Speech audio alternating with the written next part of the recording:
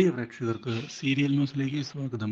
കൂടുതൽ സീരിയൽ ന്യൂസുകൾ അതിവേഗം ലഭിക്കുന്നതിന് ഈ ചാനൽ സബ്സ്ക്രൈബ് ചെയ്യുക. ബെൽ ഐക്കൺ മറക്കാതെ ക്ലിക്ക് ചെയ്യുക. വീഡിയോ ഇഷ്ടമായി എങ്കിൽ ലൈക്ക് ചെയ്യാൻ മറക്കരുത്. ബലരാമൻ ഇപ്പോൾ തിരികെ വന്നിരിക്കുകയാണ്. അപ്രതീക്ഷിതമായ വഴിതിരിവുകളാണ് ഇതേ തുടർന്ന് ബലരാമനെ ഞെട്ടിച്ചുകൊണ്ട് സംഭവിച്ചിരിക്കുന്നത്. ബലരാമനോട് ഒടുവിൽ തന്ത്രപൂർവം കാര്യങ്ങൾ അറിയിക്കുന്ന സുമിത്ര, ഞാൻ നിന്റെ അമ്മയും ബാലു നിന്റെ അച്ഛനും അല്ല എന്ന് തുറന്നു പറഞ്ഞിരിക്കുകയാണ്. അപ്രതീക്ഷിതമായ ഈ സംഭവം കേട്ടതിനെ തുടർന്ന് എന്താണ് ചെയ്യേണ്ടത് എന്നറിയാതെ പകച്ചു പോവുകയാണ് ഇപ്പോൾ ബലരാമൻ. ഇതേ തുടർന്ന് ബലരാമനോട് കാര്യങ്ങൾ വ്യക്തമാക്കുന്നതിന് തയ്യാറാകുന്ന അവർ, നിന്റെ അമ്മയും അച്ഛനും യഥാർത്ഥത്തിൽ കൃഷിന്റെ അച്ഛനും അമ്മയുമാണ് എന്നും, അതായത് സാഗർ, സുജ അവരാണ് എന്ന് അറിയിച്ചിരിക്കുകയാണ്. നിന്നെ വേണ്ട എന്ന് പറഞ്ഞ് അവർ വലിച്ചെറിയുകയായിരുന്നു. അവിടെ നിന്നാണ് നിന്നെ എടുത്ത് ഞങ്ങൾ വളർത്തി വലുതാക്കി ഇവിടം വരെ കൊണ്ടുചെന്ന് എത്തിച്ചത്. ഇത് കേട്ട് ആകെ തകർന്നു പോകുന്ന ബലരാമൻ, ഇല്ല, ഒരിക്കലും അങ്ങനെ സംഭവിക്കുകയില്ല.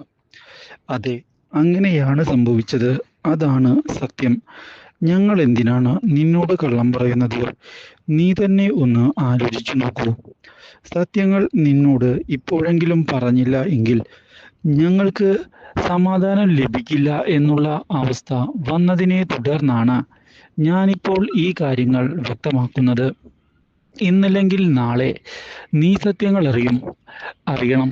അതാണല്ലോ അതിൻ്റെതായ ശരി. ഈ കാര്യം അറിഞ്ഞതിനെ തുടർന്ന് ആകെ തകർന്നുപോയി കരഞ്ഞു തുടങ്ങുകയാണ് ഇപ്പോൾ ബലരാമൻ. ഇതേ തുടർന്ന് ബലരാമൻ അവിടെ നിന്ന് പോവുകയും ചെയ്യുന്നു.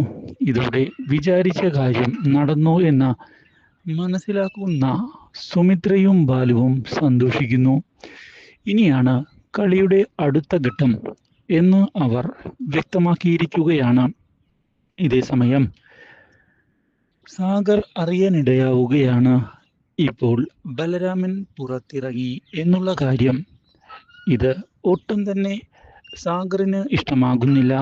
തൻ്റെ കുടുംബം തകർക്കാൻ ശ്രമിച്ച അവനെ ഇനിയും ഇരുമ്പഴിക്കുള്ളിലേക്ക് തന്നെ പറഞ്ഞു വിടുകയാണ് വേണ്ടത് എന്നുള്ള തീരുമാനം എടുക്കുന്ന സാഗർ ഇതേ തുടർന്ന് പുതിയ വഴികൾ ആലോചിക്കുകയാണ്. എന്നാൽ സാഗറിനെയും അതുപോലെ തന്നെ സുജയെയും ഇപ്പോൾ ബലരാമനാകട്ടെ വെറുത്തു തുടങ്ങിയിരിക്കുകയാണ്. എന്നെ വേണ്ട എന്ന് പറഞ്ഞ് വലിച്ചെറിഞ്ഞവരാണ് അവർ. അതുകൊണ്ട് തന്നെ അവരോട് ഇനി യാതൊരു ദയയും സ്നേഹവും കാണിക്കേണ്ട ആവശ്യം ഇല്ല. പ്രതികാരം മാത്രമാണ് വേണ്ടത്. അതിനുവേണ്ടിയുള്ള നീക്കങ്ങൾ നടത്തുക തന്നെ വേണം. ഇല്ലെങ്കിൽ കാര്യങ്ങൾ ശരിയാവുകയില്ല എന്ന് ഉറപ്പിച്ചുകൊണ്ട് മുന്നിലേക്ക് പോവുകയാണ് ഇപ്പോൾ അവർ. പക്ഷേ ഇതേ സമയം പുതിയൊരു വഴിത്തിരിവ് വന്ന് സംഭവിക്കുകയാണ്. കൃഷിനെ ചതിക്കുന്നതിന് വേണ്ടി കൃഷിന്റെ കൂടെ നിൽക്കുകയാണ് ആൻറ്റിയമ്മ. മാത്രവുമല്ല, കൃഷിനോട് തൽക്കാലത്തേക്ക് ഈ കാര്യങ്ങൾ വീട്ടിലുള്ള ആരോടും പറയേണ്ടതില്ല എന്ന് വ്യക്തമാക്കുകയും ചെയ്യുന്ന അവർ, നല്ലൊരു അവസരത്തിൽ ഞാൻ തന്നെ ഈ കാര്യങ്ങൾ അവതരിപ്പിക്കാമെന്നുള്ള വാഗ്ദാനം നൽകുകയും ചെയ്യുന്നു. ഇതോടെ കൃഷിനും സന്തോഷമായിരിക്കുകയാണ്. കൺമണിയെ ഇതേ തുടർന്ന് ചെന്ന് കാണുന്ന കൃഷി കാര്യങ്ങൾ തുറന്നു പറയാൻ തയ്യാറായിരിക്കുകയാണ്. കൺമണി, നമ്മുടെ കൂടെ ഇപ്പോൾ ആൻറ്റിയമ്മയുമുണ്ട്.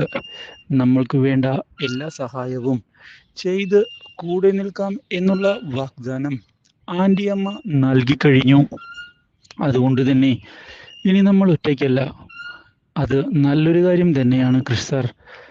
ആൻറ്റിയമ്മ നമ്മുടെ കൂടെ ഉണ്ട് എങ്കിൽ പിന്നെ പേടിക്കാനൊന്നുമില്ല. കൺമണി ഇതേ തുടർന്ന് മാനസയുടെ കാര്യങ്ങൾ എന്താണ് ചെയ്യേണ്ടത് എന്ന് ചോദിച്ചിരിക്കുകയാണ്. മാനസയെക്കുറിച്ച് ഞാൻ ഇതുവരെ ആലോചിച്ചിട്ടില്ല എന്നതാണ് സത്യം. എന്തായാലും അവൾക്ക് വിഷമമില്ലാത്ത രീതിയിൽ വേണം കാര്യങ്ങൾ കൊണ്ടുപോകാൻ എന്നാണ് ഞാനിപ്പോൾ കരുതുന്നത്. എന്തായാലും ഞാൻ അവളോട് സത്യങ്ങൾ ഉടൻ തന്നെ തുറന്ന് പറയുന്നുണ്ട് എന്ന് വ്യക്തമാക്കുന്ന ക്രിഷ് അവിടെ നിന്ന് പോകുമ്പോഴാണ് കൂടെ നിന്ന് ആൻറ്റിയമ്മ ചതിക്കുകയാണ് എന്നുള്ള സത്യം മനസ്സിലാക്കാൻ ഇടയാകുന്നത്. Do like, share and subscribe.